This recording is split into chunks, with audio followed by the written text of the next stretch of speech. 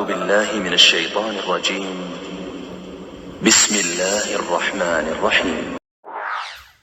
طه ما أنزلنا عليك القرآن لتشقى إلا تذكرة لمن يخشى تنزيلا ممن خلق الأرض والسماوات العلى الرحمن على العرش استوى له ما في السماوات وما